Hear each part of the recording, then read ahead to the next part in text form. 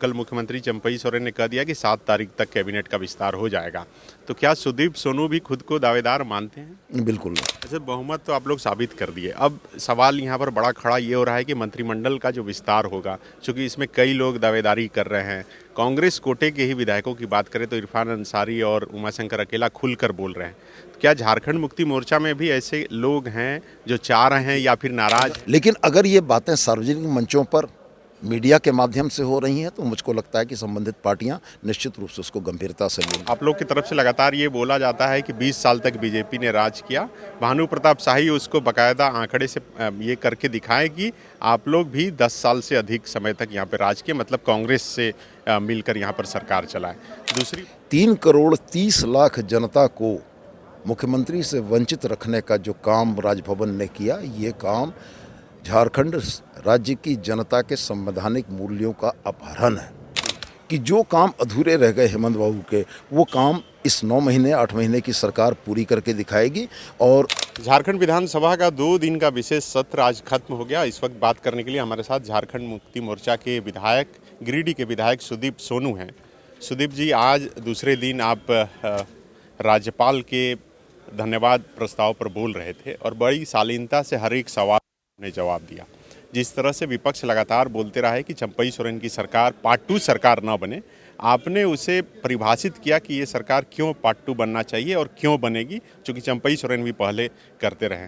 तो क्या लगता है कि पार्ट 2 बनने से मुश्किलें नहीं बढ़ेगी और जो आप लोगों का प्लान है वो सक्सेस होगा?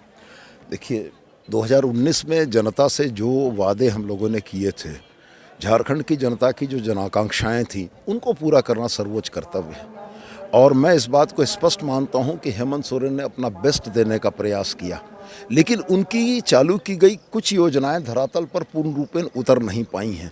निश्चित रूप से वो सबसे सर्वोच्च प्राथमिकता में है कि चंपईदा उन योजनाओं को धरातल पर उतारने का काम करे। और हमें पूरी उम्मीद है कि जो काम अधूरे रह गए हेमंत बाबू के, वो काम इस 9 महीने 8 महीने की सरकार पूरी करके दिखाएगी।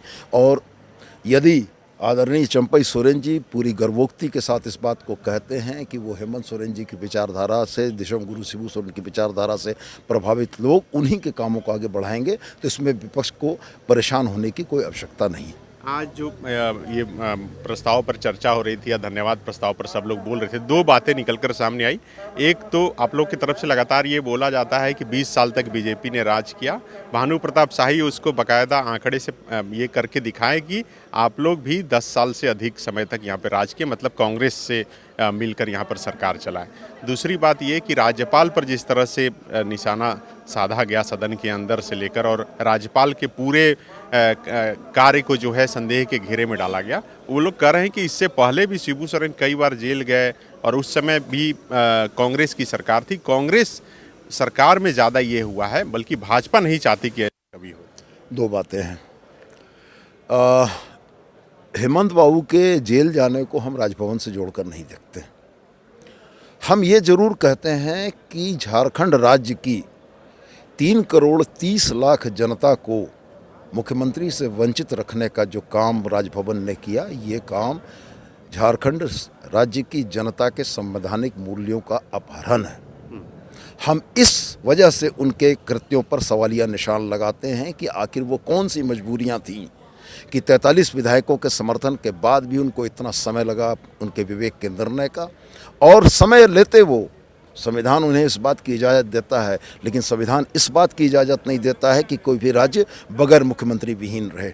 तो मेरा सबसे बड़ा सवाल इसी बात का है कि वो कौन से कारण थे जिसके चलते राज्यपाल महोदय को विवेक का निर्णय करने में इतना समय लगा, और इस राज्य की जनता का क्या दोष था कि जिसे उसके मुख्यमंत्री होने के जो उसके अधिकार थे उससे वंचित किया गया। अच्छा, बहुमत तो आप लोग साबित कर दिए। अब सवाल यहाँ पर बड़ा खड़ा ये हो रहा है कि मंत्रिमंडल का जो विस्तार होगा, क्योंकि इसमें कई लोग दावेदारी कर रहे हैं। कांग्रेस कोटे के ही विधायकों की बात करें तो इरफान अंसारी और उमाशंकर अकेला खुलकर बोल रहे हैं।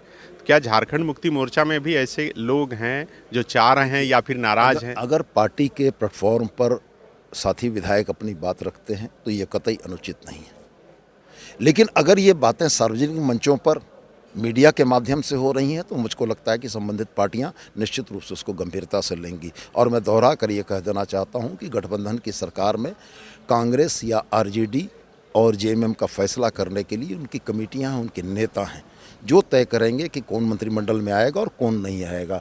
और जब नेतृत्व किसी निर्णय को करेगा तो पार्टी के अनुशासित कार्यकर्ता की हैसियत से सिर झुकाकर उसको स्वीकार करना सर्वोत्तम है और मुझको लगता है सारे लोग यही करें। एक आखिरी सवाल, कल मुख्यमंत्री चंपई सोरेन ने कह दिया कि 7 तारीख तक कैबिनेट का विस्तार हो जाएगा, तो क्या सुदीप सोनू भी खुद को दावेदार मानते हैं? बिल्कुल नहीं, आप दावेदार मानते भी नहीं? बिल्कुल। TheFollowUp.in. Like, share, and subscribe. www.thefollowup.in